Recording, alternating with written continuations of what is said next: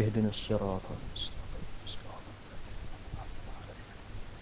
غير المغضوب عليهم. آمين.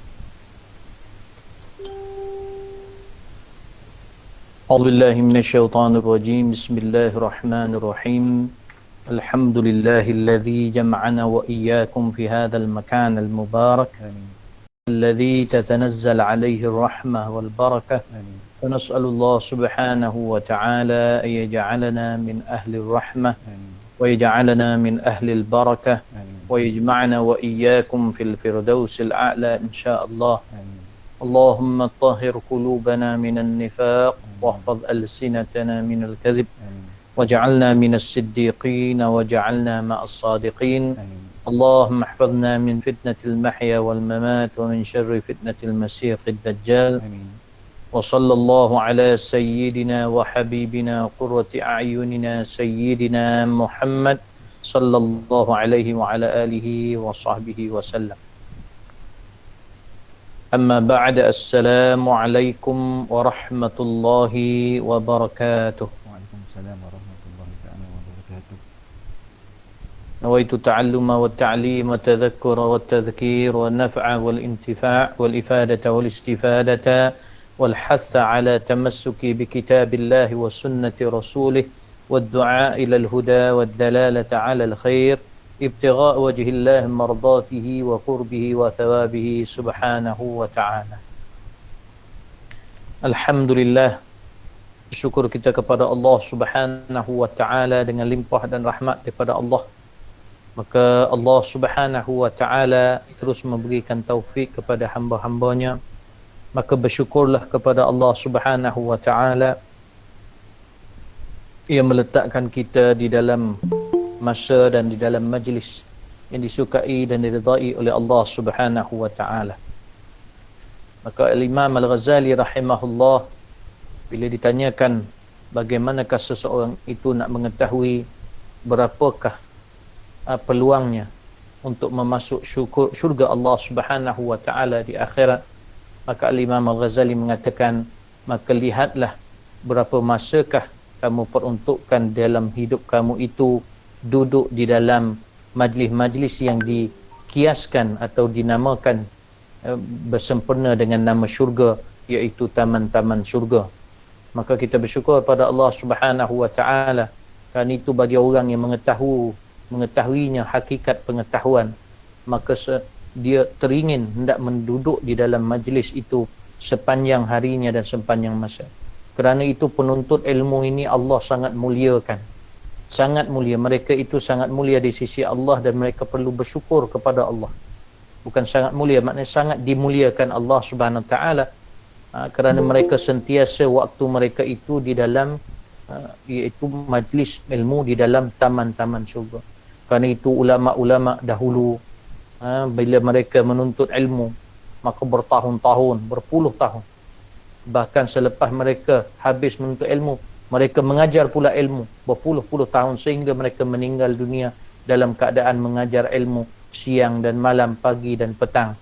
Kerana di zaman itu maka ulama-ulama yang bersemangat, bukan sekadar ulama yang bersemangat, bahkan yang nak menuntut ilmu pun bersemangat. Maka bila berhimpun dua semangat itu, maka diberkatilah daripada awal paginya sampai malam yang mana diberi taufik untuk duduk di dalam majlis-majlis tersebut. Di akhir zaman ini yang mana kekurangan perkara itu kadang-kadang di kalangan para ulama'nya sendiri dan lebih banyak di kalangan yang hendak menuntut ilmu itu tidak ada semangat, maka akhirnya tidaklah diberi taufik oleh Allah Subhanahu Wa Taala untuk mereka sentiasa duduk dalam majlis-majlis seperti ini, majlis-majlis zikir, majlis-majlis selawat dan sebagainya. Maka mudah-mudahan kita mohon pada Allah Subhanahu Wa Taala agar kita ini yang banyak dosa yang memang tidak layak dipilih oleh Allah Subhanahu Wa Taala. Insya-Allah kita menyambung kembali pengajian kita iaitu pada muka surat 117. Maka hari ini Buya nak mengamalkan juga salah satu kaedah bertalaqi, iaitu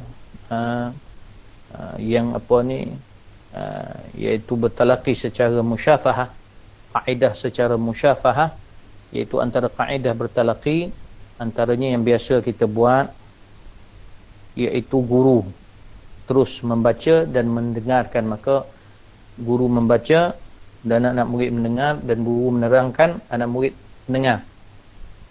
Mungkin hari ini disebabkan ada perkara-perkara yang yang benda itu berulang, maka hari ini kita buat bentuk musyafahah dalam kaedah talaqi, iaitu anak murid membaca dan apabila berhenti di satu ketika guru mensyarahkan. Maka insya-Allah kita akan baca hari ini iaitu muka surat 117, iaitu faidatun nafisatun fi bayani salati tasbih wa fadilatiha, iaitu faedah nafisah. Apa maksud nafisah? Faedah yang berharga fi bayani salati tasbih wa fadilatiha. Man minkum yaqra, siapa di kalangan kamu hendak membaca?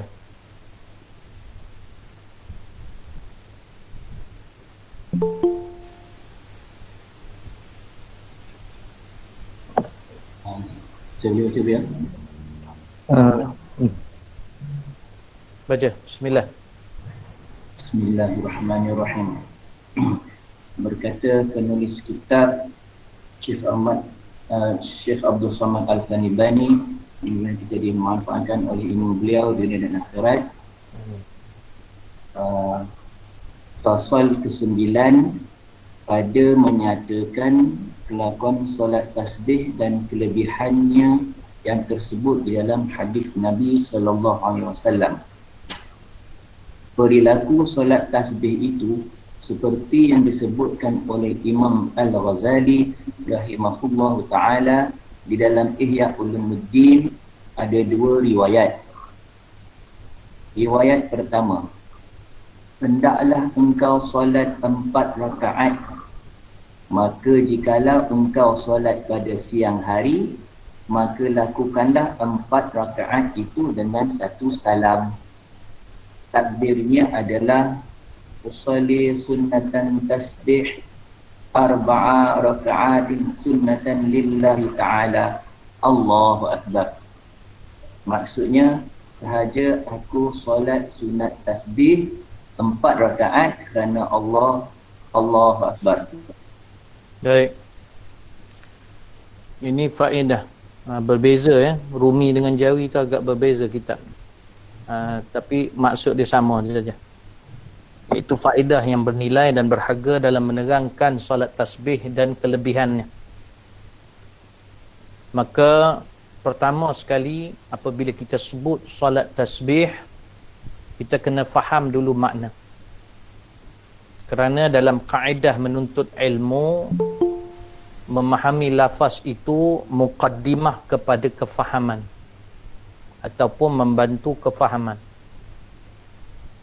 Maka bila kita sebut solatut tasbih, salat itu sembahyang, iaitu al-aqwal wal af'al al-muftatihati bit takbir wal mukhtatimati bit taslim, iaitu perbuatan dan kata-kata yang dimula dengan takbir dan berakhir dengan salam.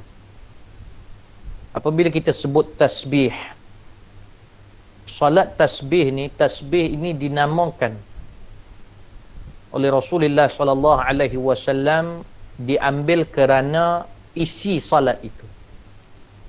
Kerana isi salat itu dipenuhi dengan, ditambah dengan dan disebut dengan tasbih, iaitu subhanallah, dimulakan dengan tasbih subhanallah walhamdulillah wala ilaha illallah wallahu akbar, dan setengah riwayat wala haula wala quwwata illa billahil aliyul azim.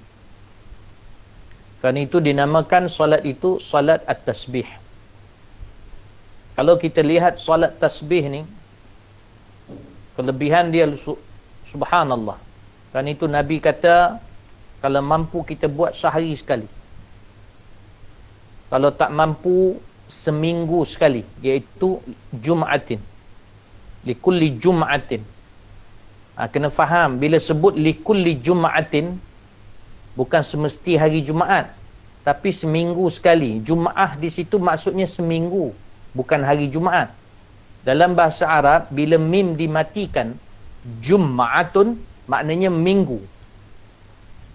Kalau disebut dengan Jumu'atun, mim tu dengan di baris depan, Jumu'atun, itu baru hari. Kerana itu kalau lafazkan tu, walaupun lafaz tu sunat, kalau tersilap pun tidak mengapa, tapi kalau boleh kita sebagai orang mengaji, biar jelas benda tu. Maka bila sebut usalli, kalau semayang solat Jumaat, usalli fardal jumu'ati. Mim tu dibariskan depan. Jangan usalli fardal jum'ati. Kalau mim disukunkan, maksudnya bukan kita semayang Jumaat, kita semayang mingguan pula jadi. Jangan main-main. Kalau Juma'ati, ada yang membawa maksud mingguan, ada yang membawa maksud hari. Kalau mim dibariskan atas. Tak apalah, itu faedah. Walaupun kalau orang tersilap dikira sah, sebab apa? Lafaz niat itu hanya sekadar hanya sunnah. Dan dia tidak termasuk dalam rukun. Yang masuk rukun, niat dalam hati ketika takbir. Yang itu kalau kita niat bahasa Melayu, tak apalah. Jumaat ke, sebab tu bahasa Melayu. Yang penting kita maksudkan itu semayang Jumaat. Boleh faham? Kan jadi was-was pula kan. Saja aku semayang Jumaat. Tak perlu. Sebab kita dah mula dengan bahasa Melayu niat kita tu. Sahaja tu kan bahasa Melayu. Sahaja aku semayang Jumaat. Macam tu tak apa. Jumaat ke. Yang penting kita masukkan di situ semayang Jumaat. Baik.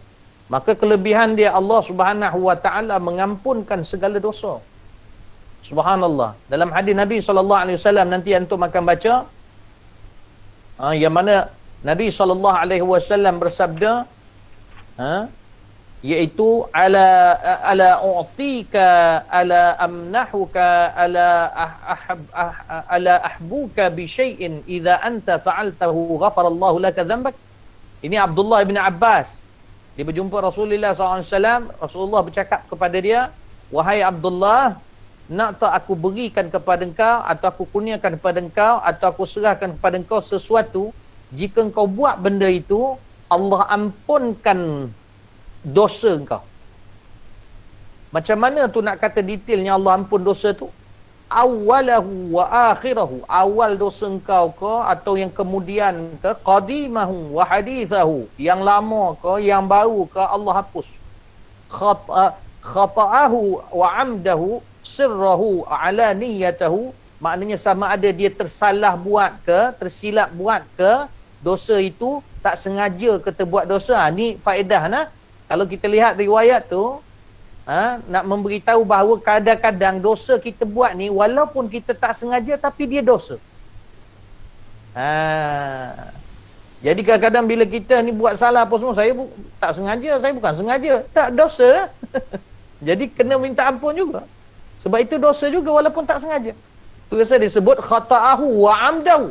Wa amdahu iaitu dosa yang sengaja. Maksiat yang sengaja, memang saja nak buat. Kan itu di depan Allah besok tak boleh kata, ya Allah aku tak sengaja, tak boleh. Kena. Tapi dengan solat tasbih Allah ampun. Sengaja ke tak sengaja ke, sirrahu wa alaniyatahu, sama ada dosa tu, maksiat itu dibuat dalam diam-diam ataupun secara jelas, Allah ampun dosa. Bahkan tak habis lagi, saghirahu wa kabirahu, kecil ke dosaku, yang seronoknya kat sini. Lafaz ni yang kita seronok dengar. Sebab selalunya hadis-hadis yang umum, bila Allah ampun dosa, biasanya akan pergi maksud dia dosa kecil, tak termasuk dosa besar. Tapi dengan salat sunat tasbih ni, kecil dan besar, saghirah wa kabirah, kecil ke besar, kecuali ittifaq ulama syirik. Kalau mati dalam keadaan syirik, dia solat tasbih banyak mana pun tapi dia tidak taubat pada syirik ketika hidup dia, maka dia tidak akan diampunkan Allah Subhanahu Wa Taala. Ni solat tasbih mudah tak jadi umat Sayyidina Muhammad sallallahu alaihi wasallam? Tapi jangan buat conclusion terus. Bila buat macam ni selesai semua. Dia ada bab-bab dia. Kalau kita musir ala maksiyah pula, maknanya terus saja buat maksiat, biasanya orang macam ni takkan dipermudah solat tasbih. Nampak tak? Dan dia akan jadi fasik. Jadi jangan ambil mudah masuk Islam secara menyeluruh. Kena faham molek. Tapi ini kelebihan. Kalau Allah nak bagi kita, Allah bagi. Subhanallah. Dan solat tasbih ni juga sebahagian ulama tasawuf menyebutkan bahawa dia itu dinamakan dengan nama yang sangat mulia, iaitu sembahyang penyucian Allah daripada segala yang tidak layak bagi dia.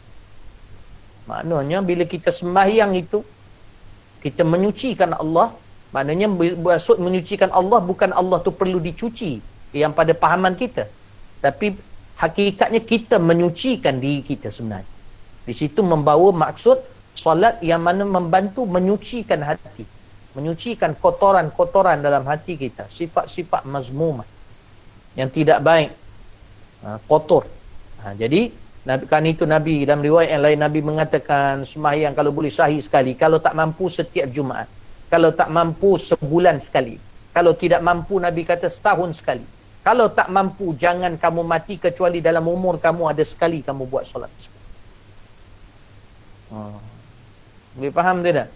Bahkan ada riwayat subhanallah, hadis hasan, qala yang mana Nabi SAW bersabda, sesiapa yang diberi taufik oleh Allah kepadanya untuk solat tasbih sekali seumur hidupnya, dakhalal jannah, maka masuk dia dalam syurga. Sebagian ulama menafsirkan hadis itu maknanya dia itu akan berakhir di syurga juga. Kalau dimasuk dalam neraka pun berakhir di syurga. Sebagian yang mengatakan tak, maksudnya dia masuk syurga, tidak masuk neraka. Jadi ambil peluang, mudah-mudahan Allah beri taufik atas kesungguhan masing-masing. Baik. Maka kemudian disebutkan tadi, dibacakan tadi bahawa ada dua riwayat kata Al-Imam Al-Ghazali. Maksud antum kena faham, maksud dua riwayat di sini, riwayat tentang kaifiat salat itu. Kalau nak lebih detail lagi, kalau kita tengok riwayat pada meletakkan tasbih itu. Boleh faham tidak? Kalau riwayat yang pertama ini semayang 4 rakaat.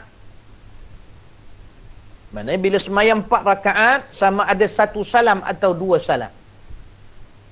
Imam Ibnul Abidin. Imam Ibnul Abidin ini faqih Syria, Dimashq. Nama dia Muhammad Amin bin Umar bin Abdul Aziz bin Abidin. Dia seorang faqih. Memang orang rujuk dia banyak. Maka kerana itu disebutkan bahawa 4 rakaat ataupun 4 rakaat 1 salam atau 4 rakaat 2 salam. Yang paling afdalnya 4 rakaat 2 salam. Maka dia kata cuma di sini Syekh Abdul Samad dia kata mengambil kata-kata beliau juga. Kalau antum, yalah, mudah-mudahan antum dimudahkan dapat melihat kitab-kitab para ulama. Contohnya dalam kitab Raddul Mukhtar, Raddul Muhtar ala Al-Durril Mukhtar, syarah kepada Tanwirul Absar. Kalau kita tengok dalam bab salat, dalam bab witir, kemudiannya maudhu' tasbih, solat tasbih. Ini dikarang oleh Imam Ibnu Abidin.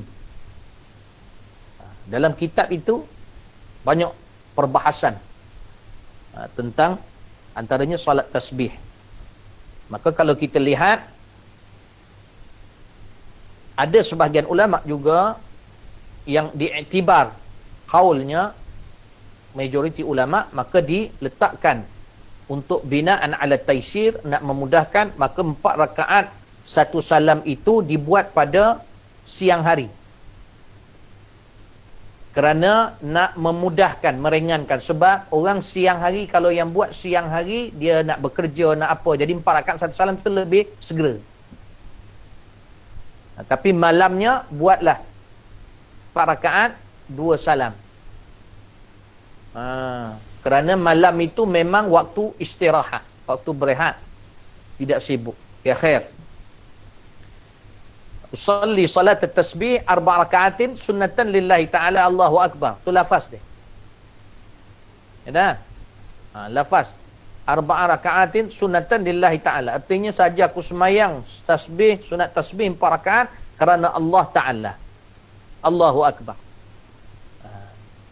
Maka ini dalam riwayat. Kalau boleh sebut riwayat pertama, antum kena faham di situ, iaitu riwayat pertama daripada Sunan Abi Daud, riwayat Imam Abi Daud. Ini riwayat yang pertama. Riwayat yang pertama, riwayat Imam Abi Daud. Kalau kita tengok, dia ada akan datangkan juga di dalam, rasanya ada ni, di dalam kitab Syekh Abdul Samad Al-Albani, dia datangkan hadis. Cuma nanti antum kita akan sampai situ nanti. Kalau tak sampai, Buya nak beritahu dulu. Kalau antum tengok dalam hadis tu, cuba tengok, cuba selak 2-3 line ke belakang. Ada tak hadis?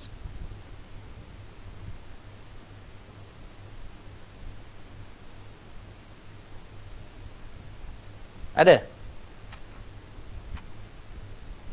Ada. Ayat 122. Kalau kita Jawi 122. Betul? Besok jumpa. Kalau Jawi, kalau Rumi? 18. Riwayat Ibn Abbas dia. Dia tulis apa? Bawah dia tu? Riwayat Ibn Abbas daripada Sayyidina Abdullah Abbas radhiyallahu anhu. Hadis yang panjang kan? Hadis yang panjang tu, bawah dia tu dia ada beritahu tak riwayat apa?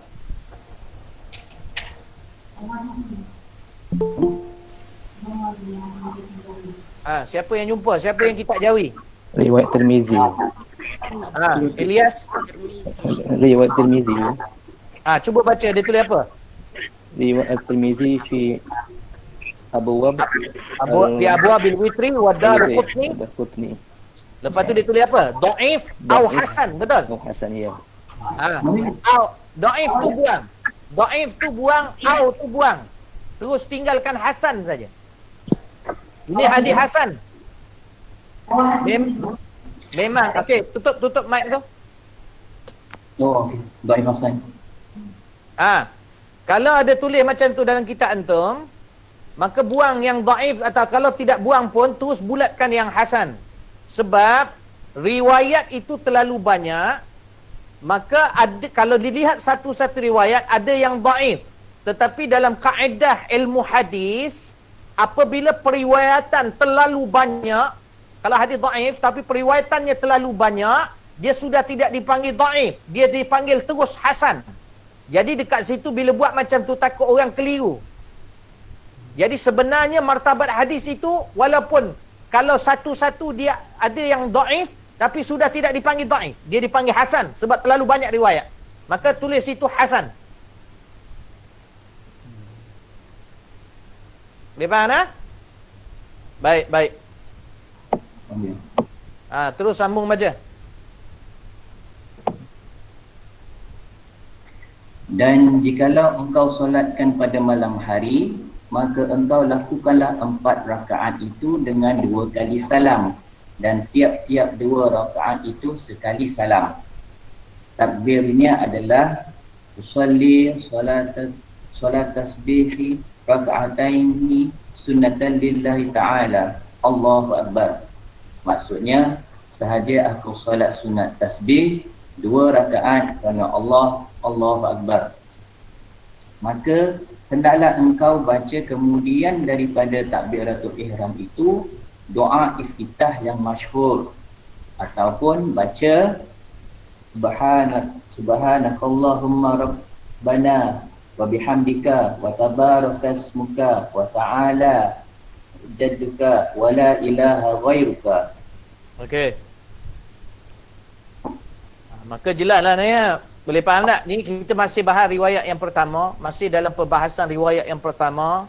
Maka imam 1 salam, imam 2 salam.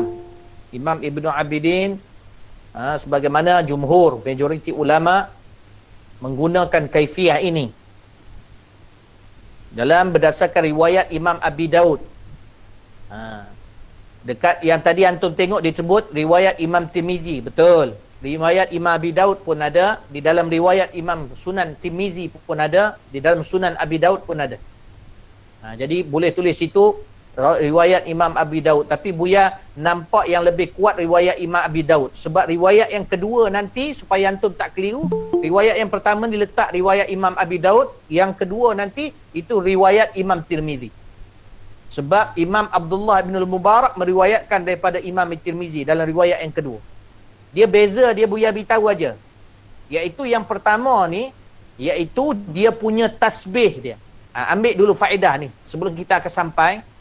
Dia punya tasbih, kalau biasanya riwayat yang pertama, tasbih dia yang 15 kali itu, dia bermula daripada selepas saja membaca Fatihah dan surah.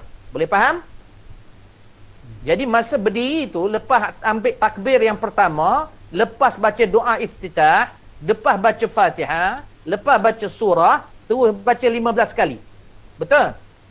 Untuk melengkapkan rakaat yang pertama 75 kali, maka sebelum bangun daripada sujud yang kedua, rakaat yang pertama, kita duduk istirahat. Betul? Jadi di situ baca 10. Masa duduk. Riwayat yang kedua, rakaat yang pertama itu selepas doa iftitah, sebelum membaca Al-Fatihah dan sebelum membaca surah, membacalah di situ 15 kali. Ini riwayat Imam Ibnul Mubarak daripada riwayat Al-Imam Tirmizi. Boleh faham tidak? 15 kali itu dibaca sebelum baca Fatihah, selepas baca doa iftitah. Kemudiannya selepas habis surah, baca pula 10 kali. Maknanya berdiri rakaat yang pertama selepas takbir tu, di situ saja ada 25 kali. Maka bangun daripada sujud yang kedua tidak dibaca ketika duduk istirahat, sebab sudah cukup 75 kali. Itu beza dia saja. Dan dua-duanya Imam Ibnu Abidin mengatakan bahawa dua-duanya khair, dua-duanya sabit hadisnya, kuat hadisnya. Maka khair, siapa yang nak buat? Jangan ubah-ubah pula letak tempat lain. Itu tak ada sandaran. Yang ada sandaran, iaitu rakaat yang pertama, riwayat yang pertama, rakaat pertama tu 15 saja, iaitu hanya selepas surah. Tapi riwayat yang kedua, iaitu rakaat yang pertama masa lepas takbiratul ihram, iaitu ada 25 kali situ. 15 sebelum Fatihah dan 10 selepas surah. Dan duduk istirahat, tidak baca. Buya beritahu awal-awal supaya nanti sampai faham. Boleh faham? Ingat tu, jangan lupa lepas ni kalau orang tanya apa sebagainya, kan ada faedah. Ramai orang tak nampak benda ni bila tidak mengaji, walaupun benda tu benda biasa. Tapi kadang kita ghalib, akhirnya kita buat hanya sekadar mengikut-ngikut saja. Maka macam mana nak datang yakin apabila kita sekadar mengikut? Permasalahan yang berlaku apabila kita hanya mengikut dan tidak tahu apakah yang kita buat itu, maka susah nak dapat yakin. Boleh faham? Baik. Kerana itu. Kemudiannya, bila antum baca tadi tu, sampai kita pada poin, iaitu hendaklah engkau baca kemudian dari takbiratul ihram itu doa iftitah yang masyhur. Betul? Doa iftitah yang masyhur. Kalau yang masyhur yang kita baca, bagaimana? Allahu Akbar, Allahu Akbaru kabira. Ni satu benda Buya nak pesan. Banyak ulama fiqh tegur kita, bila antum angkat takbir Allahu Akbar, masa baca takbiratul ihram yang Allahu Akbaru kabira, bariskan huruf ra. Membezakan takbir dengan takbiratul ihram. Sebab ada untuk keluar daripada khilaf. Sebab ada sebahagian ulama mengatakan bila kita kata Allahu Akbar, kemudian bila kita baca doa iftitah atau doa istiftah, kita baca Allahu Akbar kabira, matikan ra, maka sudah terbatal solat kerana sudah ada dua takbir. Kerana itu Buya pesan sangat keluar daripada khilaf. Maka bila kita angkat takbiratul ihram Allahu Akbar, masa baca doa istiftah Allahu Akbaru kabira, ra dibariskan. Sebab ada sebahagian ulama hujahnya agak kuat juga, mengatakan batal solat. Jadi Allahu Akbar, Allahu Akbaru kabira, walhamdulillahi katsira. Boleh? Boleh faham? Baik. Itu yang kita biasa baca. Allahu Akbaru kabira, walhamdulillahi katsira, wa subhanallahi bukratan wa asila. Betul? Lepas tu apa? La ilaha illallah wahdahu la syarikalah. Wajjahtu wajhiya lillazi. Lepas solat, lepas sembahyang, kadang orang tersasul baca kat situ.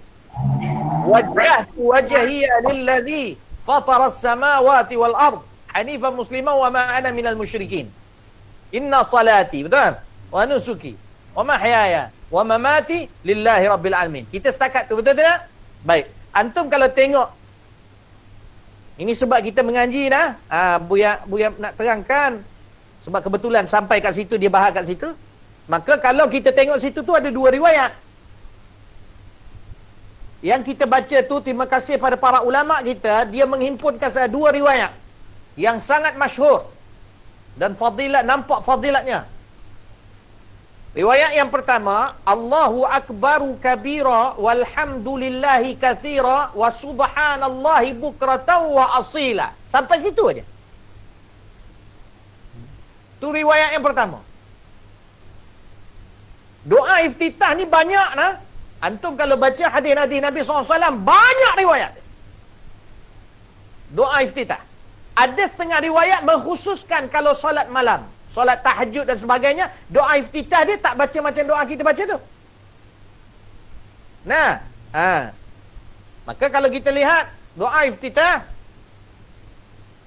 kalau sampai wa asila tu, dia dalam riwayat Imam Muslim. Dua riwayat, kedua-duanya daripada Imam Muslim. Riwayat yang daripada Imam Muslim ini, yang mana kalau kita tengok Allahu Akbaru kabira, alhamdulillah katsira, subhanallahi bukratan asila, riwayat itu, dia terus terjemahlah maksud dia, iaitu ada ketika Nabi SAW salat, ketika itu Umar, Abdullah ibn Umar, anak Sayyidina Umar, dia juga merupakan sahabat Nabi SAW. Abdullah ibn Umar ketika salat, Abdullah ibn Umar meriwayatkan bahawa bainama nahnu nusalli, ketika kami semayang dengan Nabi SAW umum, maka ketika itu boleh dibacakan dalam kita baca dalam sunat ke dan solat fardu ke. Ketika kami bersama Rasulullah SAW semayang, idh qala rajulun minal qaum, tengah semayang tu Nabi angkat takbir, Allahu Akbar, maka makmum semua angkat takbir. Tiba-tiba Abdullah bin Umar dengan jelas, dan sahabat-sahabat pun dengar, ada suara dia agak kuat. Dia baca apa? Bila dia angkat takbir, Allahu Akbar, Allahu Akbaru kabira, alhamdulillahi katsira, subhanallahi bukratan wa asila. Sampai situ. Maka lepas semayang Nabi SAW, manil qail kalimah kaza-kaza. Nabi tanya lepas tu, siapa yang duk sebut tadi? Yakni lepas takbiratul ihram tadi, dia sebut Allahu Akbaru kabira, alhamdulillah katsira, subhanallahi bukratan wa asila. Maka bila Nabi SAW bercakap gitu, lelaki yang menjadi salah satu makmum itu dan merupakan sahabat Nabi SAW, tidak diberitahu dalam riwayat, maka dia mengatakan ana. Maknanya, aku ya Rasulullah. Maka Nabi kata apa? Ajibtu laha. Ajibtu laha iaitu ajibtu li kalimat. Aku takjub betul dengan kalimat-kalimat yang kau sebut tadi. Kemudian Nabi kata apa? Futihat laha abwabus sama. Sebab masa semayang tadi, Allah bukakan aku nampak terbuka langit, terbuka pintu langit. Bila kau baca tu, terbuka pintu langit. Ni hadis sahih, riwayat Imam Muslim. Itu riwayat yang pertama. Jadi kalau sibuk macam mana pun, kalau boleh jangan tinggal doa iftitah, paling kurang baca yang itu. Allahu Akbar, Allahu Akbaru kabira, alhamdulillahi katsira, subhanallahi bukratan wa asila. Hop, dah sudah. Sebab ada riwayat yang menyebut di situ. Tapi kalau tanya Buya, kalau nak ringkaskan yang mana? Yang disebut selepas ni. Atau engkau baca subhanakallahumma rabbana wa bihamdik. Ada setengah riwayat tak ada rabbana. Rabbana tu tak ada. Subhanallah wa bihamdik. Subhanakallahumma wa bihamdik. Bolehlah kita baca yang dibagikan oleh Syekh Abdul Samad ini, subhanakallahumma rabbana wa bihamdik wa tabaraka ismuk wa ta'ala jadduk wa la ilaha ghairak. Ini ni ada riwayat dia. Ini daripada Aisyah radhiyallahu anha dalam Sahih Muslim juga. Dalam Sahih Muslim juga. Daripada Aisyah radhiyallahu anha, Aisyah meriwayatkan, kana Rasulullah sallallahu alaihi wasallam idza istaftaha as-salat. Lagilah jelas, idza istaftaha as-salat. Nabi SAW apabila membuka semayang, bila sebut membuka semayang tu maksudnya selepas takbiratul ihram. Qala, Nabi baca apa? Nabi baca ni. Kuat juga hadis ni. Dan ada sebahagian ulama kata yang ini lebih aula. Tidak jumhur lah. Ada sebahagian ulama yang muktabar juga. Pendek tidak? Kan pendek tu? Nah. Subhanakallahumma rabbana wa bihamdik wa tabaraka ismuk wa ta'ala jadduk wa la ilaha ghairak. Tu, baca tu. Pendek tak? Pendek. Takut nanti bila ada yang baca, ini zikir apa ni, pandai-pandai pula Syekh Abdul Samad ni, pandai-pandai pula Imam Ghazali. Itu pasal Abuya saja-saja cakap macam tu, Abuya tengok dan kaji supaya antum nampak ulama-ulama ni, dia orang ni amanah sungguh, faham? Cuma dia buat begini ni nak ringankan korang. Tapi korang ni bila kita busuk hati, kotor ni, kita kutuk pula dia orang. Bukannya kita nak kaji. Bahkan kalau kita kaji sekalipun, silap-silap kalau tak jumpa, kita yang tak jumpa, mungkin orang lain jumpa. Jadi jangan su'uzon. Itu yang Buya agak kecewa bila ada dalam YouTube. Buya pesan ni, antum kerana itu kalau nak tengok berhati-hati. Sebab ada dalam tu, bila dia kaji, dia sendiri tak jumpa. Ada yang Buya dengar-dengar tu, dia cakap-cakap tu, Buya kata, aku jumpa, engkau yang tak jumpa. Bila Buya tengok, sebab Buya nak tengok apa yang dia cakap yang menjadi keliru masyarakat. Bukan Buya nak berdebat. Buya jenis bukan nak berdebat, nak keluar channel untuk lawan dia orang. Bukan Buya jenis macam tu, kecuali kalau terdesak sungguh. Tetapi nak beritahunya mereka ni, inilah orang panggil sifat sombong, sifat takabur, duk rasa hebat dah. Akhirnya merendahkan terus ulama-ulama yang silam. Jangan. Tujuan dibuat begini nak meringankan kita dan siqah kepada guru. Tak salah juga kalau sampai pada marhalah antum menuntut ilmu, nak mengkaji apakah ini daripada hadis yang lemah ataupun yang sahih, boleh. Tapi kena dengan adab. Jangan pula bila kita buat rasa lebih pandai. No. Macam langit dengan bumi. Cuma Buya terangkan tu sebab style Buya macam tu satunya. Buya kalau nak sampai, Buya nak detail satu. Tapi yang keduanya, supaya antum nampak contoh daripada itu, maka bila baca yang lain, jangan mudah menghukum. Boleh faham tak? Sebab ketulahnya balik pada kita. Na'udzubillah min zalik. Baik.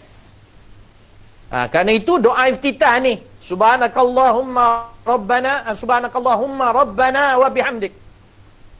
Maha suci engkau ya Allah, Rabbana, Tuhan kami, wa bihamdik, Allahumma, ya Allah. Kita terjemah ya Allah nah. Kalau detail-detail, jangan ingat bila kita mengaji tu, oh ni dah detail lah ni Buya ni. Dah. Kalau nak detail lagi, ada detail lagi. Satu-satu Buya syarah nanti. Subhana tu apa dia? Lepas tu Allahumma. Kenapa orang terjemah ya Allah? Allahumma ni. Kenapa terjemah ya Allah? Allahumma.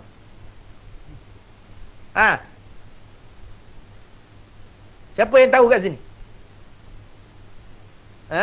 Sebab kalau dari segi kaedah bahasa, kalau antum baca Allahumma, sebenarnya Allah tu, tapi ada mim kat situ, betul? Yang jadi humma tu, mim ujung tu, mim iwadan anil ya fin nida. Mim tu kaedah dia mengganti huruf ya pada ayat seruan. Ya Allah, buang ya tambah mim. Allahumma maknanya ya Allah. Boleh mana? Jadi kalau buang mim, dia tinggal Allahu. Betul? Jadi tak cukup juga. Ya Allah. Dan tidak boleh ittifaq ulama nak bubuh dua-dua. Ya Allahumma. Ini dia mengaji dia tahap tinggi. Ayat pen punya mengaji. Tak boleh. Jadi kena ya Allah atau Allahumma. Nak detail lagi? Tak habis nanti. Tak payahlah. Cukup takat tu. Bahkan kalau Buya cakap lah, contohnya Buya terangkan sedetail-detail, Buya sendiri terus terang cakap, yang cakap Buya tu masih lagi ada syarahan dia. Ilmu Allah Subhanahu Wa Ta'ala ni cukup luas. Cukup luas. Baik. Tabaraka ismuhu, tabaraka ismuka. Tabaraka. Mana tabarakal ladzi? Bila sebut tabaraka ni apa? Bulughul barakah fin nihayah. Maknanya sampainya barakah tu sampai ke penghujung. Maknanya Allah Subhanahu Wa Ta'ala ni kalau beri berkat pada kita, bukan setakat hari itu aja, dia akan bersambung sampai kiamat besok, sampai masuk syurga. Sampai penghujung.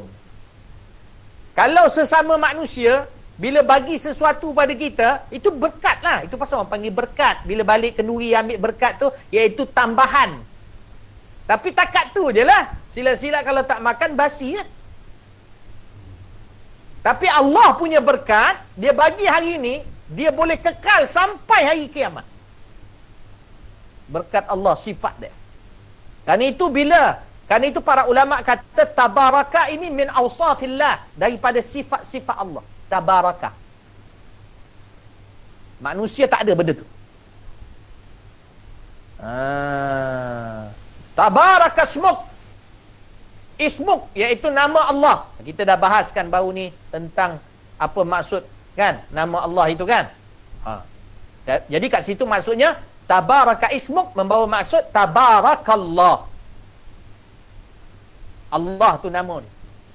Kan tabaraka tu dan tabaraka dan keberkatnya nama engkau, maknanya di situ membawa maksud berlebihan berkatnya engkau ya Allah. Sebab ismuk nama tu maksudnya Allah. Wa ta'ala jadduk. Wa ta'ala irtafa'a. Maknanya terangkat tingginya. Jadduk. Jadduk apa dia kat situ? Ghani.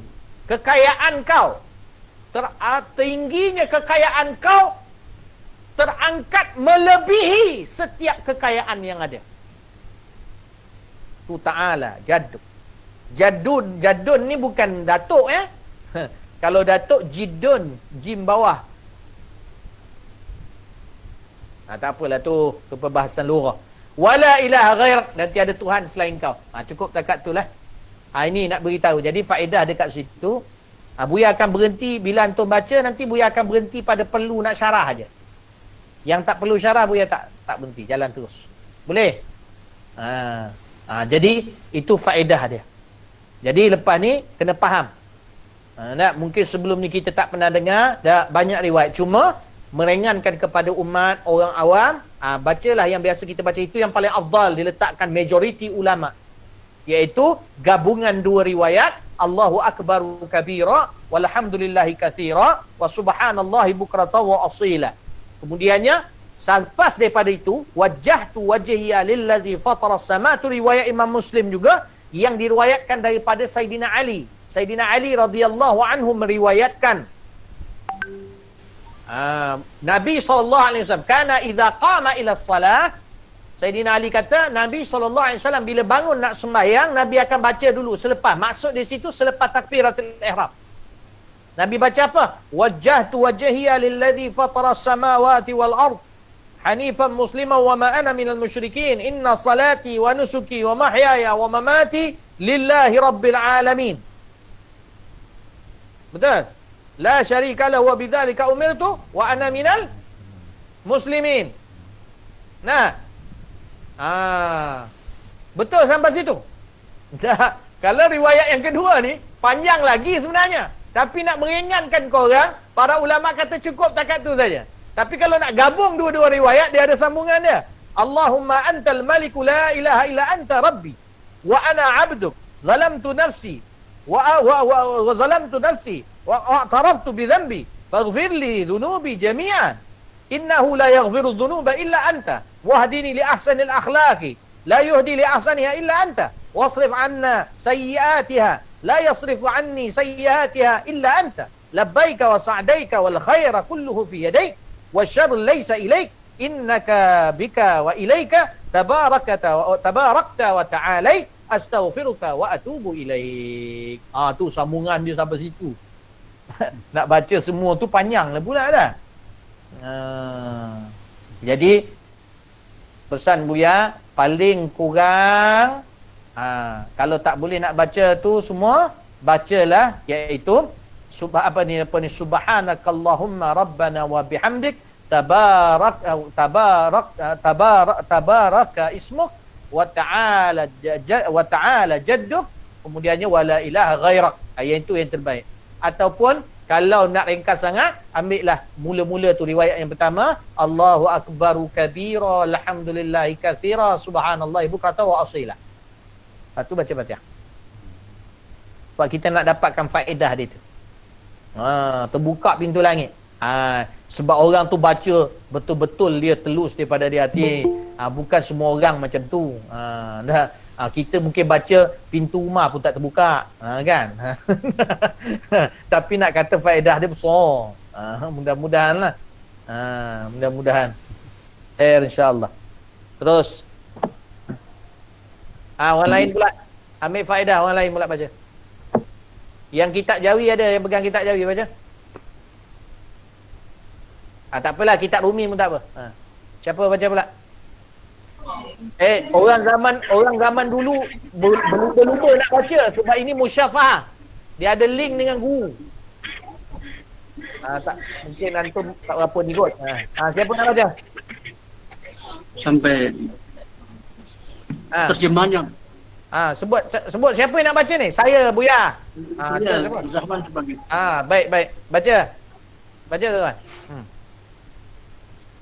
Bismillahirrahmanirrahim. Assalamualaikum warahmatullahi wabarakatuh. Amin.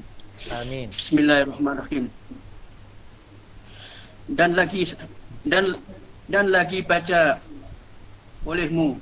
Kemudian daripada Fatihah dan surah itu, subhanakallah wa bihamdika, subhanallah lillahi wa la ilaha illallah wallahu akbar wa la hawla wa la quwata illa billahil aliyyil azim 15 kali.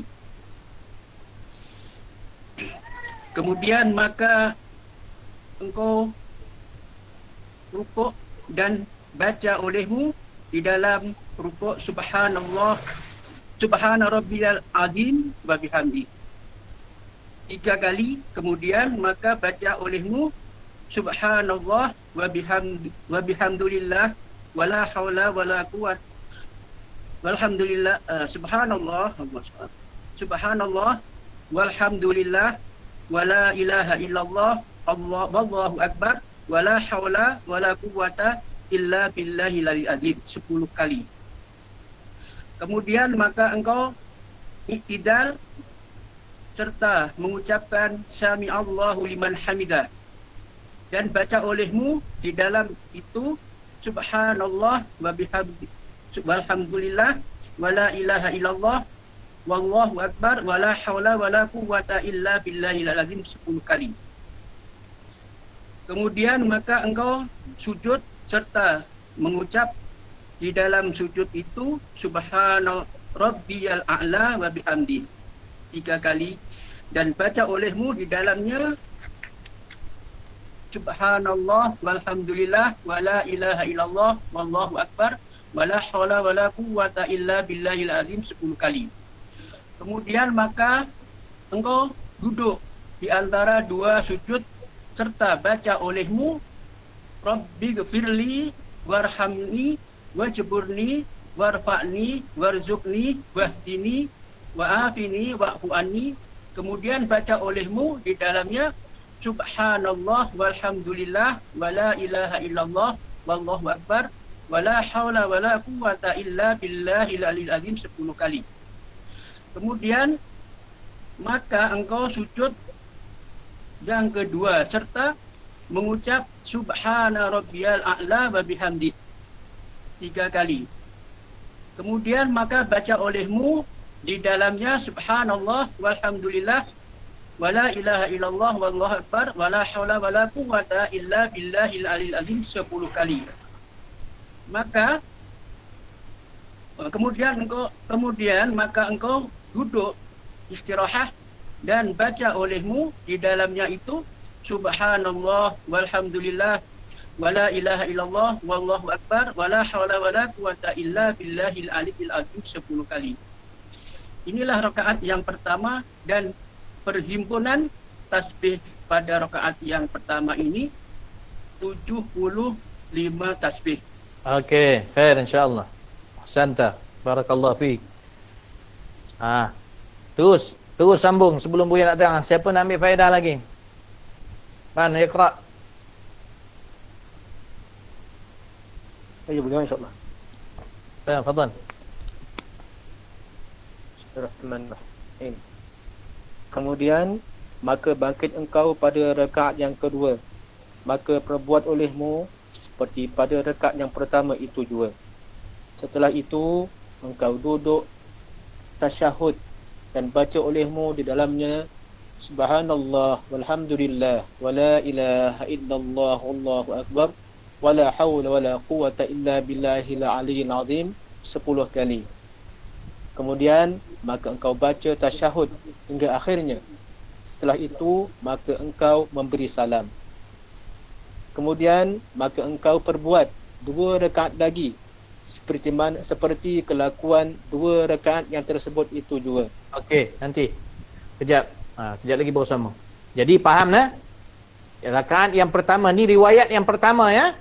Jadi riwayat yang pertama antum kena faham di situ, iaitu baca tasbihnya ini yang biasa kita buat, iaitu selepas saja Fatihah dan surah maka kita baca apa? Iaitu baca subhanallah walhamdulillah wala ilaha illallah wallahu akbar wala haula wala quwwata illa billahil aliyil azim. Maknanya Syekh Abdul Samad ni dalam riwayat ni mendatangkan tasbih yang riwayat yang menambah ada penambahan daripada Nabi di situ, iaitu dalam riwayat yang lain wala haula wala quwwata illa billah. Kalau ada setengah riwayat setakat Allahu akbar saja. Subhanallah, alhamdulillah, wala ilaha illallah, Allahu akbar. Setakat situ saja. Boleh faham tak? Baik. Kemudiannya dibacakan selepas surah 15 kali ketika rukuk. Maknanya di sini antum kena faham, masa kita rukuk bukanlah tasbih itu menggantikan zikir yang sudah ada dalam rukuk. Kita kena baca zikir tu. Maknanya tidak ada ulama yang menilangkan benda tu. Cuma yang ada para ulama kata meringankan. Maka tak mengapa kalau nak terus baca tasbih. Tapi tidak ada ulama yang mengatakan tasbih itu menggantikan zikir yang masyru' yang ada ketika rukuk. Rukuk tu subhana rabbiyal azimi wa bihamdi. Betul? Baca yang itu 3 kali. Lepas tu baru baca subhanallah, alhamdulillah, wala ilaha illallah, wallahu akbar. Kalau ada ulama kata tak perlu baca, bukan menggantikan tapi nak meringankan kamu. Boleh faham tak? Tidak ada yang ulama mengatakan zikir itu jadi ganti kepada zikir-zikir sunat yang ada pada rukuk atau sujud. Maka masa rukuk, selepas saja baca zikir rukuk, kita baca 10 kali. Kemudian i'tidal, sami Allahu liman hamidah rabbana lakal hamd. Kemudiannya kita baca apa dia? Iaitu kita baca Allahumma salli ala sayyidina Muhammad, subhanallah, alhamdulillah, la ilaha illallah, Allahu akbar, sami Allah. Paling kurang pun bangsa bangun tu baca yang paling pendek, sami Allahu liman hamidah. Tu baca subhanallah, alhamdulillah, la ilaha illallah, Allahu akbar 10 kali. Kemudiannya sujud, selepas baca zikir yang masyru', subhana rabbiyal a'la wa bihamdi 3 kali, baca pula 10 kali. Kemudiannya duduk antara 2 sujud, rabbi firli warhamni wajburni warfa'ni warzuqni wahdini wa'afini wa'afani. Lepas tu baru baca 10 kali. Kemudian sujud pula, baca pula subhana rabbiyal a'la wa bihamdi. Kemudiannya 3 kali, baca 10 kali. Jadi maknanya rakaat yang pertama tu maknanya seboleh-bolehnya ada 75 kali. Mana lagi 10? Iaitu ketika nak bangun ke rakaat yang kedua tu, duduk antara dua duduk selepas sujud yang kedua, duduk istirahat, situ baca 10 kali. Boleh faham? Jadi baca 10 kali.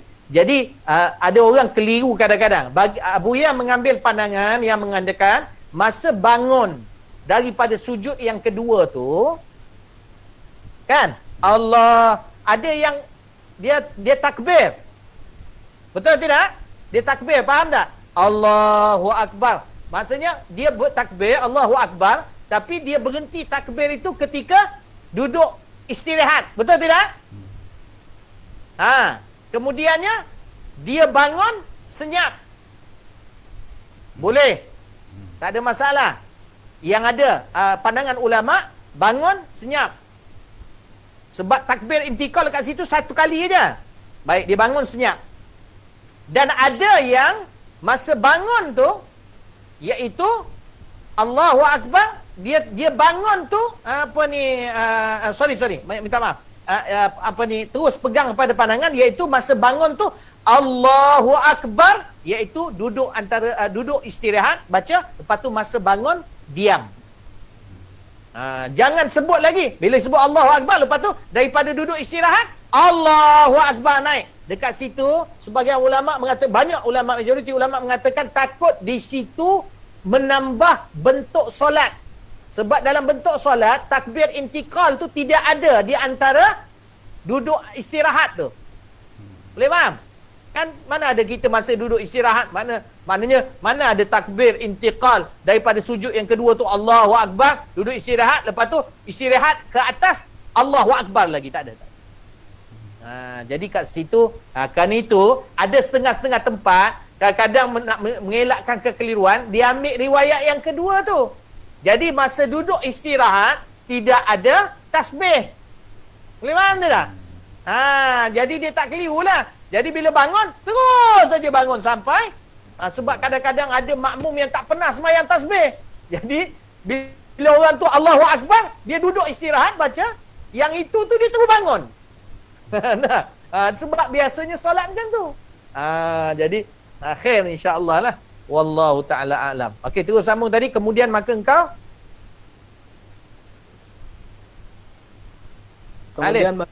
Kemudian maka engkau perbuat 2 rakaat lagi seperti kelakuan 2 rakaat yang tersebut itu jua. Maka jadilah 4 rakaat itu 2 tasyahud dan 2 salam. Dan jika engkau kehendak 1 salam dan 1 tasyahud, maka tatkala selesai engkau daripada rakaat yang kedua itu serta tasbihnya, maka engkau bangkit kepada rakaat yang ketiga dan rakaat yang keempat serta engkau baca tasbihnya seperti yang tersebut itu. Maka lalu membaca tasyahud, maka lalu memberi salam. Maka jadilah perhimpunan tasbih di dalam 4 rakaat itu 300 tasbih. Dan barang siapa lupa akan membaca tasbih itu pada tempatnya, maka hendaklah diperdapatkan pada rukun yang kemudian supaya genap bilangan itu 300 tasbihnya. Inilah riwayat yang pertama yang diriwayatkan daripada Sayyidina Abdullah Ibnu Abbas radhiyallahu anhu bahawa Nabi sallallahu alaihi wasallam bersabda, bagi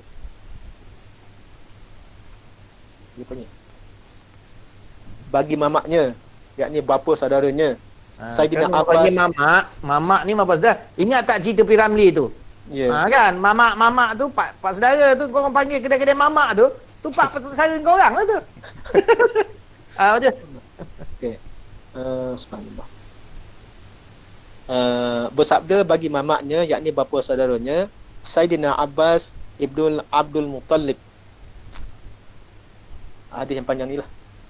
Ala u'tika ala amnahuka ala ahbuka bi syai'in idza anta fa'altahu ghafarallahu laka dhanbaka awalahu wa akhirahu qadimahu wa hadithahu wa khata'ahu wa amdahu sirrahu wa alaniyatahu saghirahu wa kabirahu tusalli arba'a raka'atin taqra'u fi kulli raka'atin fatihatal kitabi wa surah فإذا فرغت من القراءة في أول ركعة وأنت قائم تقول سبحان الله والحمد لله ولا إله إلا الله والله أكبر 15 مرة ثم تركع فتقولها وأنت راكع 10 مرات ثم ترفع رأسك من الركوع فتقولها قائما 10 ثم تسجد فتقولها 10 ثم ترفع رأسك من السجود فتقولها جالسا 10 ثم تسجد. Tu nampak tu. Fataquluha jalisan. Situ yang dalil mengatakan duduk istirahat tu. Sebelum kamu bangun tu. Selepas sujud kedua tu. Maknanya kamu baca ketika mana kamu duduk. Itu duduk istirahat tu. Terus. Summa tasjudu tsaniyata fataquluha wa anta sajidun 10. Summa tarfa'u ra'saka minas sujudi fataquluha 10. Fadzalika 75 tasbihan fi rak'atan. Taf'alu dzalika fi arba'i raka'atin. Arba'i raka'atin. Ini yang tadi tersilap tadi. 75 tasbihan fi rak'atin.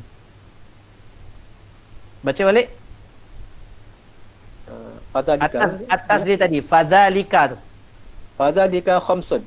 Fadzalika khamsun wa sab'una tasbihan fi rak'atin. Taf'alu dzalika fi arba'i raka'atin. In istata'ta an tusalliyaha fi kulli yawmin marratan faf'al. Fa illam taf'al fa fi kulli jumu'atin marrah. Fa illam taf'al. Nampak tu? Kejap. Nampak tak tu? Fa fi kulli. Oh, dia kata kat sini fa fi kulli jumu'atin. Baik, dalam riwayat ni disebut jumu'atin. Maknanya dimasukkan di sini pada hari Jumaat dalam seminggu. Sebab ada setengah riwayat dia sebut Jum'atin. Mim tu dibaris, tak apalah. Itu atas pendengaran para sahabat. Jadi kalau yang sebut Jum'atin dengan sukun dalam riwayat yang Buya jumpa, maka yang itu maksudnya mingguan. Ambillah salah satu hari dalam seminggu. Cuma kalau yang kat sini ni, hadis ni antum kena faham. Yang dimaksudkan dekat sini kalau barisnya begini, iaitu seminggu sekali tetapi hari Jumaat. Pilih hari Jumaat. Okey, fi kulli Jum'atin. Fa illam taf'al fa fi kulli Jum'atin marrah. Fa illam taf'al fa fi kulli syahrin marrah. Kulli syahrin marrah. Fa illam taf'al fa fi kulli sanatin marrah. Fa illam taf'al fa fi umurika marrah. Ini yang Buya kata tadi.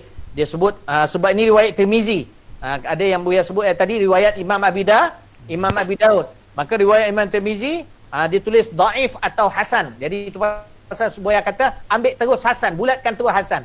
Sebab sudah jelas tidak dipanggillah sesuatu itu hadis dhaif, walaupun kalau satu-satu dilihat dhaif, tetapi bila dah terlalu banyak riwayat, automatik semua jadi hasan dalam ilmu hadis. Kalau Buya nak terangkan lebih detail, panjang dan takut kefahaman antum takut tak boleh nak ni. Jadi cukup setakat itu saja. Jadi itu hadis hasan. Okey, siapa nak mengambil faedah, baca seterusnya terjemahan dia. Mohon izin Buya. Fadhal. Siapa? Ilyas Buya. Baik. Artinya, hai mamaku, adalah aku hendak memberi akan dikau, adalah aku anugerahi akan dikau, adalah aku kasih akan dikau dengan sesuatu apabila engkau kerjakan akan dia tasbih. diampuni Allah bagimu akan dosamu. Olehnya dan akhirnya. Awalnya, bukan olehnya. Awalnya dan akhirnya. Sedianya dan baharunya. Dan tersalahnya dan sengajanya. Sama ada tersembunyi atau nyata. Sama ada dosa kecil atau dosa besar, iaitu bahawa engkau perbuat sembahyang 4 rakaat, maka engkau baca pada tiap-tiap rakaat akan Fatihah dan surah. Maka apabila selesai daripada bacaan pada rakaat yang pertama itu, pada hal engkau berdiri, maka engkau baca Subhanallah walhamdulillah wa la ilaha illallah wallahu akbar 15 kali. Nampak tak? Dekat situ lafaz dia sampai Allahu Akbar saja. Perasan dia tak? Sebab ada riwayat yang lain, la haula wala quwata illa billah. Syekh Abdul Samad terus gabungkan. Walaupun dalam hadis yang dibawa ni hanya setakat Allahu Akbar. Terus. Kemudian maka engkau rukuk, maka engkau baca akan tasbih itu 10 kali. Kemudian maka engkau angkat kepalamu, maka engkau baca pada hal engkau berdiri akan tasbih itu 10 kali. Kemudian maka engkau sujud, maka engkau baca akan tasbih itu 10 kali. Kemudian maka engkau angkat kepalamu daripada sujud itu, maka engkau baca akan tasbih itu 10 kali. Kemudian maka engkau sujud akan dikau, maka engkau baca akan tasbih itu 10 kali. Kemudian maka engkau angkat kepalamu, maka engkau baca akan tasbih itu 10 kali. Maka jadilah yang demikian itu di dalam tiap-tiap satu rakaat 75 kali. Maka engkau perbuat yang demikian itu di dalam 4 rakaat. Maka Baik. Kalau tengok terjemahan ni, kejap.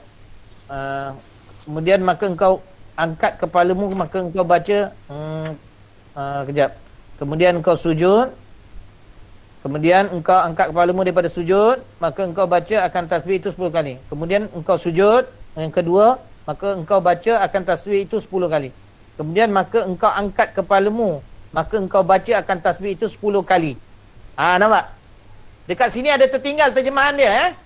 Sebab dalam riwayat tu disebut tadi yang Buya cakap tadi. Tu nampak tak? Dalam riwayat dia kata apa?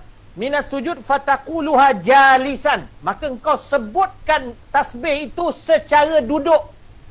Jalisan. Jadi dekat sini dia tambahkan sikit. Maka engkau baca akan tasbih itu 10 kali ketika engkau duduk, yakni istirahat. Sebab dalam bahasa Arab ni, dalam lafaz hadis dia sebut jalisan. Perasan tak?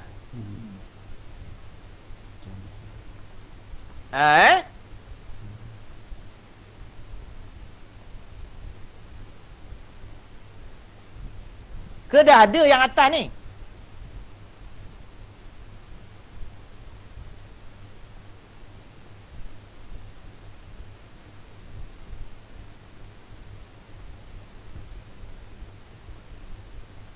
Tak ada.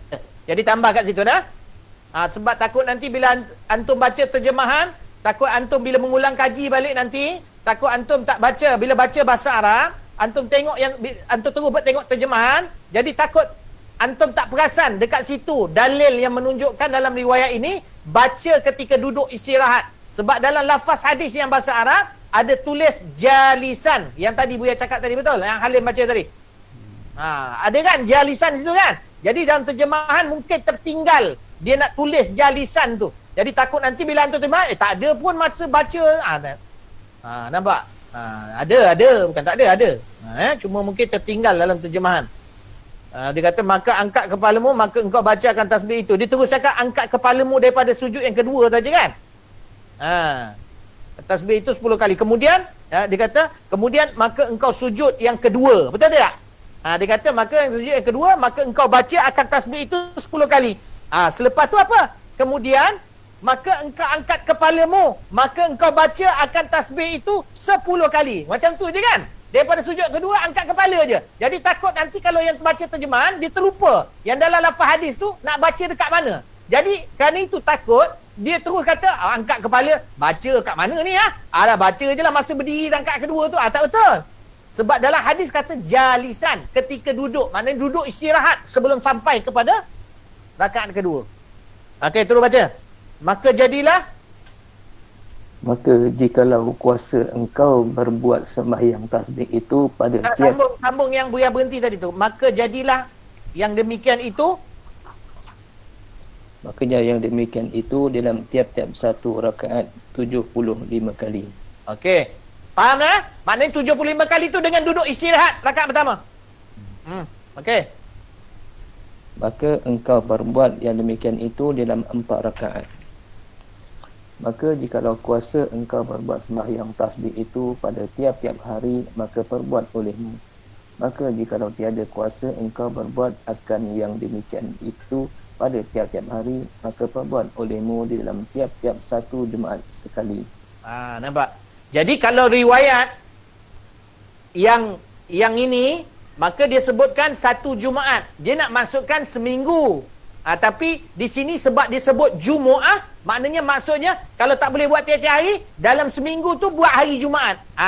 Beza Kalau ada riwayat yang lain, kalau tak boleh buat satu hari sekali, maka buatlah seminggu sekali. Beza tak? Buatlah seminggu sekali.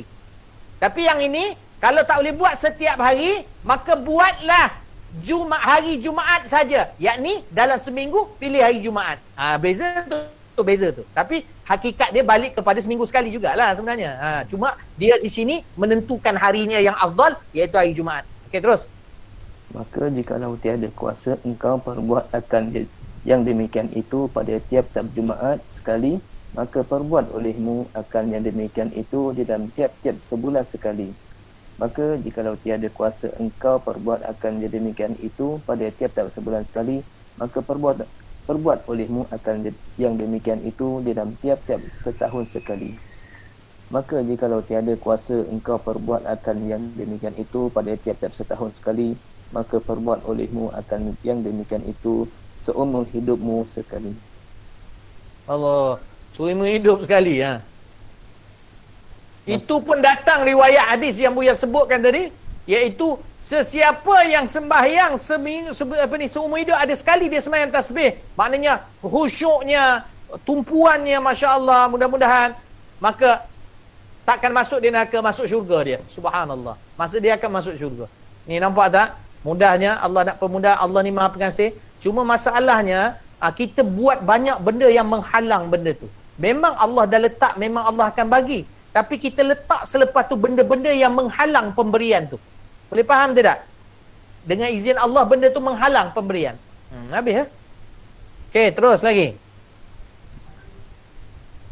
Kita habiskan riwayat yang pertama ni. Maka barang siapa mengerjakan sembahyang tasbih itu, nescaya diampuni Allah Ta'ala baginya akan segala dosanya, dan jika ada dosanya itu seperti buih lautan dan seperti pasir yang di padang sekalipun. Yang ini bukan saja-saja dia cakap ni. Ini riwayat hadis. Sebab dalam satu riwayat yang lain, Allah Subhanahu Wa Ta'ala akan mengampunkan dia mislu zabadil bahr, walaupun seperti buih dalam lautan. Itu hadis Rasulullah sallallahu alaihi wasallam. Cuma Syekh Abdul Samad dia datangkan aja itu, dia tak datangkan dengan dalam bentuk riwayat hadis. Maknanya dia hapuskan banyak. Okey, terus.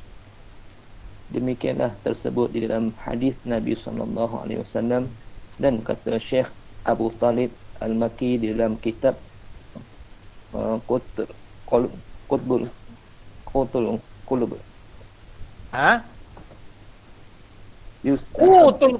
Qutul Qulub. Matikan waw tu. Qutul Qulub.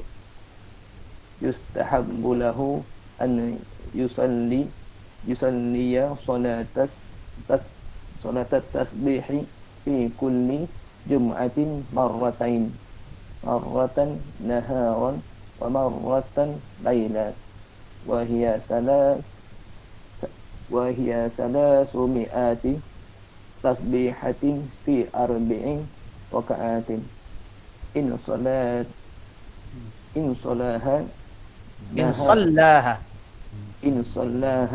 naharan la yafsilu bainaha bitaslim wa in shalla wa in shallaha lailan sallama fiha salamain. Oh, hebat tu Mak Iliam baca cakap Arab. Masya-Allah, dah boleh cakap Arab betul? Ha. Banyak cakap Arab. Terus.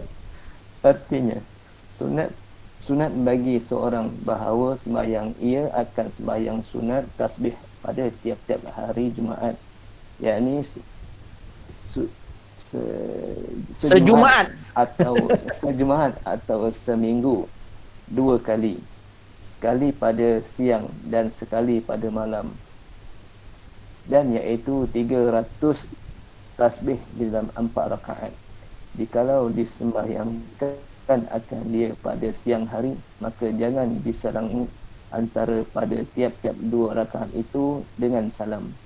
Dan jikalau disembahyangkan akan dia pada malam hari, maka perbuat olehmu dengan 2 kali salam, iaitu tiap-tiap 2 rakaat 1 salam.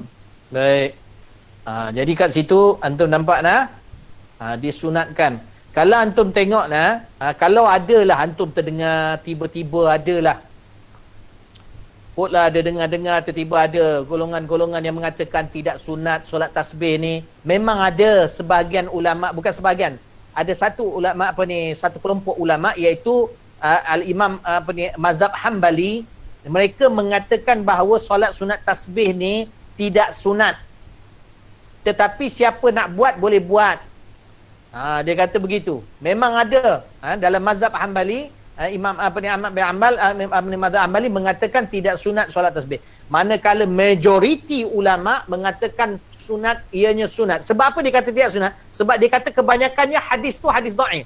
Kan Buya dah kata dalam ilmu hadis, bila dah terlalu banyak periwayatan hadis-hadis dhaif tu, tetapi banyak yang meriwayatkan, automatik dia naik kepada marhalah hadis hasan. Bila sebut hadis hasan, maka dia boleh jadi hujjah, maka boleh beramal. Tidak ada masalah. Jadi kita pegang yang itu. Jangan nak jadi isu je, asyik nak viral aja. Yang dah majoriti cakap macam ni, sibuk nak cakap yang sikit tu. Nak tunjuk kita nak berlawan apa semua. Kenapa jadi macam tu? Ini yang banyak kadang-kadang dalam YouTube ni. Jadi kena faham boleh. Begitulah juga macam doa iftitah tadi tu.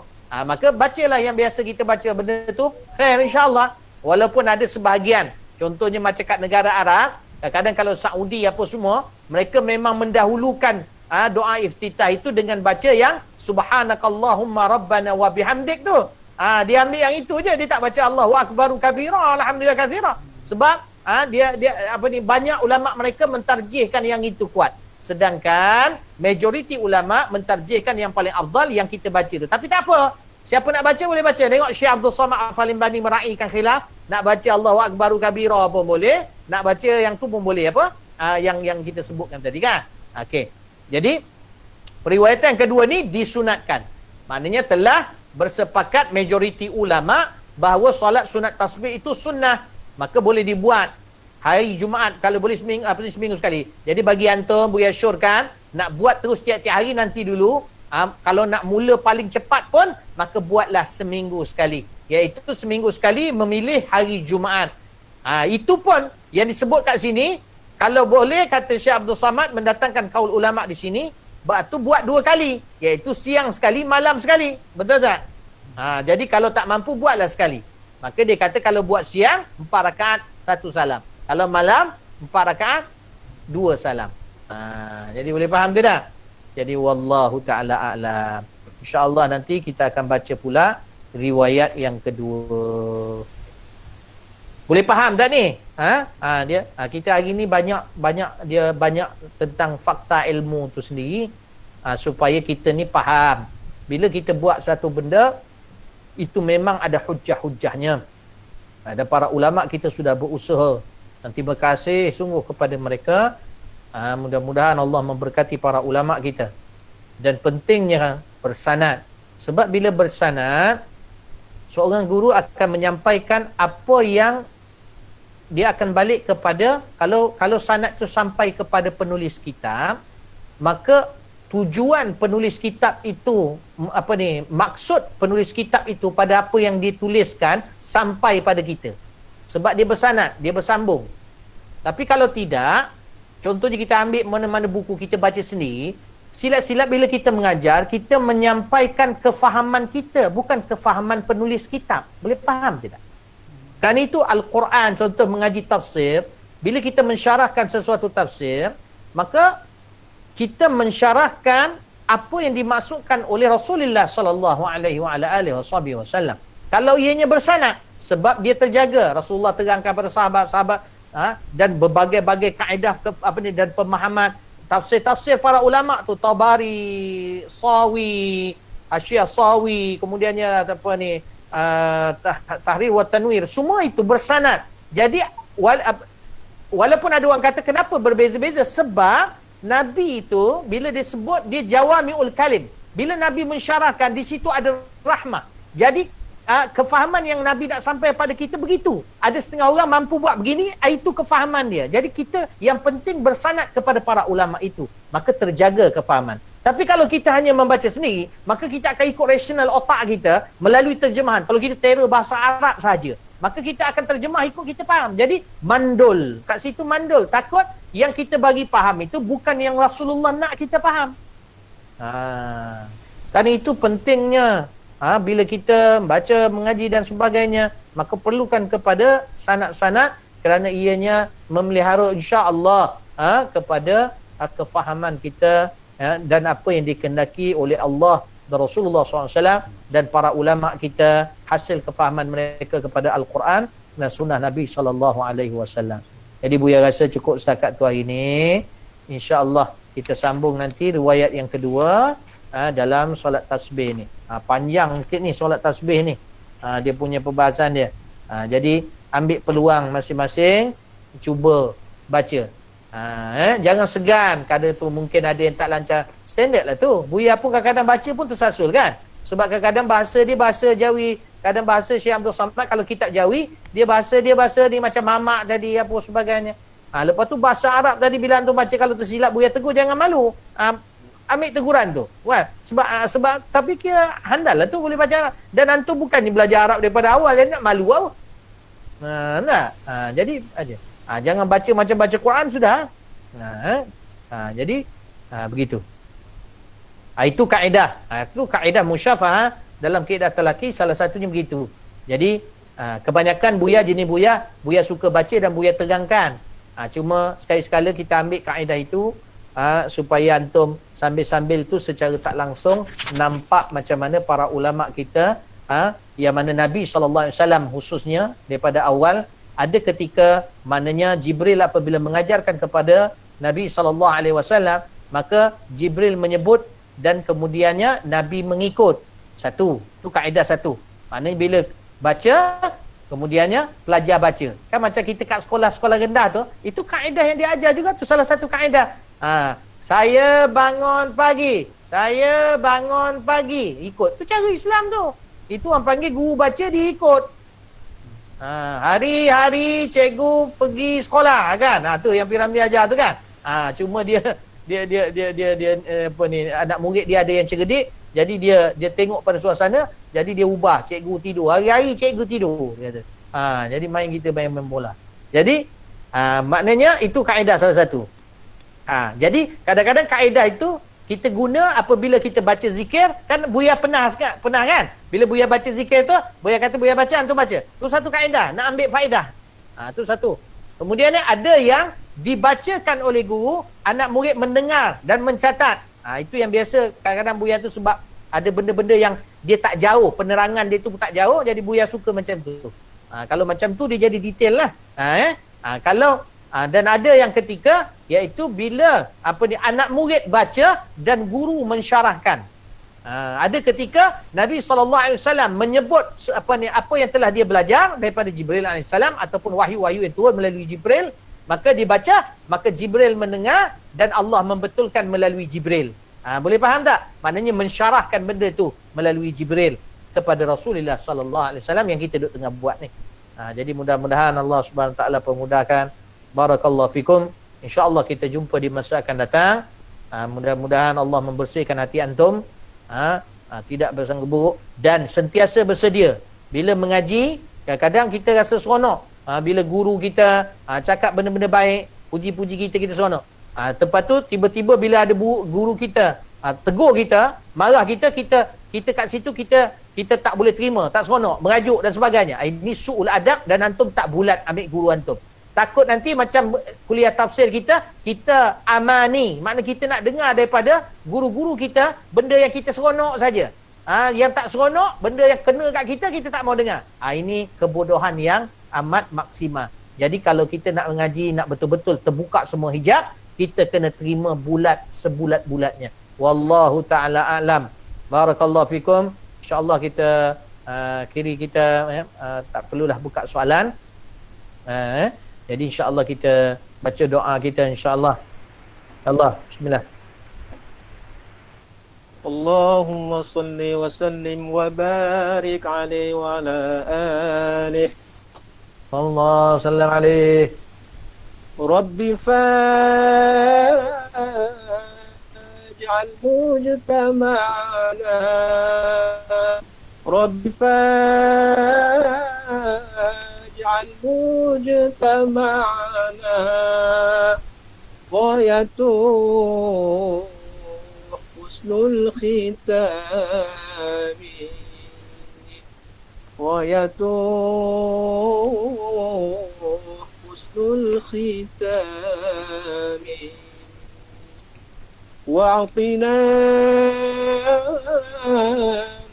قد سألنا واعطنا ما قد سألنا من عطاياك الجسام من عطاياك الجسام واكرم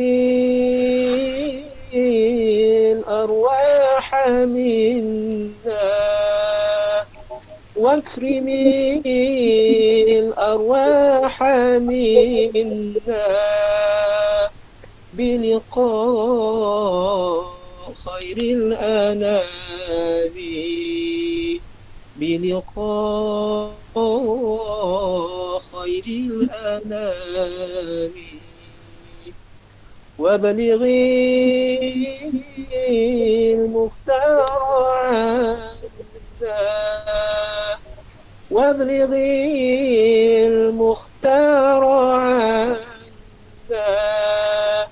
من صلاة وسلام من صلاة وسلام اللهم صل وسلم وبارك عليه وعلى آله اللهم صل عليه. ربنا انفعنا بما علمتنا ربي علمنا ربي علمنا الذي ينفعنا ربي فقهنا وفقه أهلنا وقرابات لنا في ديننا مع أهل القدر أنثى وذكر ربي وفقنا ووفقهم لما ترتدي قولا وفعلا كرما وارزق الكل حالا وأخلا أتقيا علماء نحظى بالخير ونكفى كل شر ربنا وأصلح لنا كل الشؤون وأقر بالرضا منك العيون واقض عنا ربنا كل الديون قبل أن تأتينا رسل المنون واغفر أستر أنت أكرم من ستر وصلاة الله تغشى المصطفى من إلى الحق دعانا والوفاء بكتاب فيه للناس شفاء وعلى الآل الكرام الشرفاء وعلى الصحب المصابيح الغراب اللهم اهدنا بهداك واجعلنا ممن يسارع في رضاك ولا تولنا وليا سواك ولا تجعلنا ممن خالف أمرك وعصاك وصلى الله على سيدنا محمد وعلى آله وصحبه وسلم والحمد لله رب العالمين في كل لحظة أبدا عدد خلقه ورضا نفسه وزنة عرشه ومداد كلماته يا ربنا اعترفنا بأننا اقترفنا وأننا أسرفنا على لظى أشرفنا فتب علينا توبة تغسل لكل حوبة واستر لنا العورات وآمين الروعات واغفر لوالدينا ربي ومولودنا والأهل والإخوان وسائر الخلان وكل ذي محبة أو جيران أو صحبة والمسلمين أجمع آمين يا ربي اسمع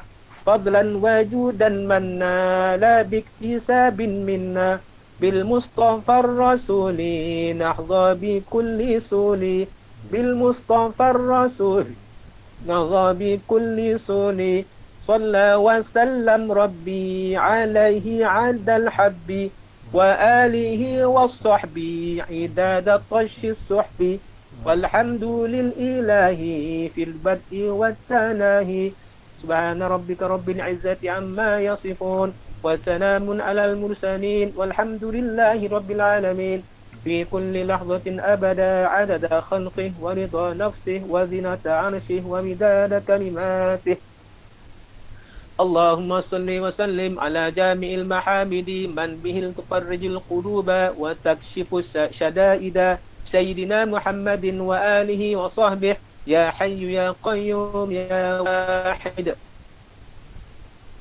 Alhamdulillah. Ustaz Fazlan ada cakap dengan kamu Ustaz pasal apa tu? Dengan dia orang tu. Ada punya jasah esok pada pukul 3 petang insya-Allah. Besok pukul 3 petang ada. Memang dia orang ajak antum ke? Dia ada sebut lah ada. Beritahu dah? Belum. Beritahu daripada jemaah ni ambil peluang. InsyaAllah ya. Jadi akan awak kat dalam grup nanti. Dia ada poster. Ustaz Fazlan pun ada telefon. Hari Jumaat ni petang nanti ada Google Meet kepada pelajar-pelajar Saadah Darain yang alumni Hadramaut. Ada sebahagian mereka tu nak balik dah. Itu balik cuti, dia nak balik sana.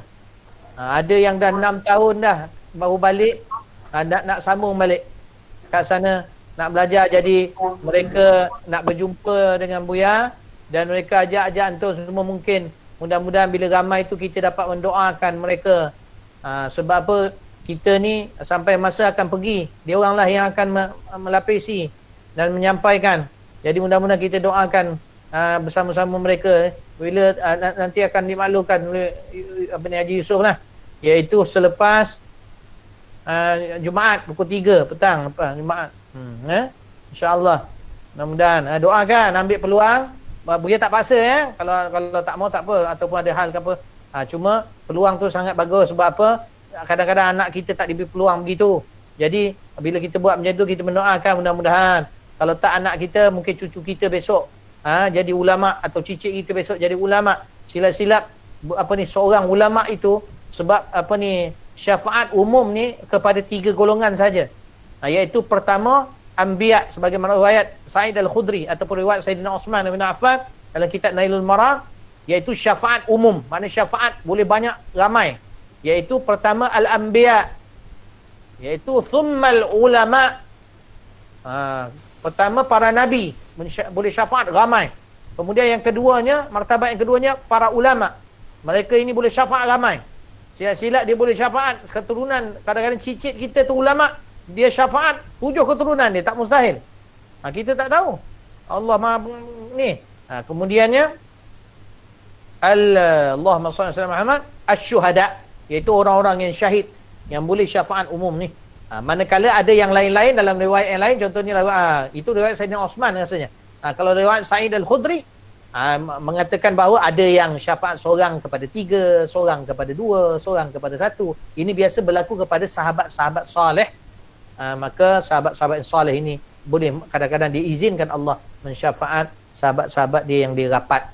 Jadi mudah-mudahan Allah Subhanahu Wa Taala permudahkan antum, insya-Allah nanti akan dimaklumkan semula. Barakallahu fikum. Jadi Buya rasa cukup setakat itu saja. InsyaAllah kalau dipermudahkan dijumpa di masa yang lain. Wallahu ta'ala alam. Maka ambillah dan amalkan dan cuba fahami setiap ibadat yang kita lakukan supaya sampai kepada maksud yang diinginkan oleh Allah dan Rasul. Wallahu ta'ala alam. Assalamualaikum warahmatullahi wabarakatuh. Wal afu minkum. Jumpa lagi insya-Allah. Terima kasih.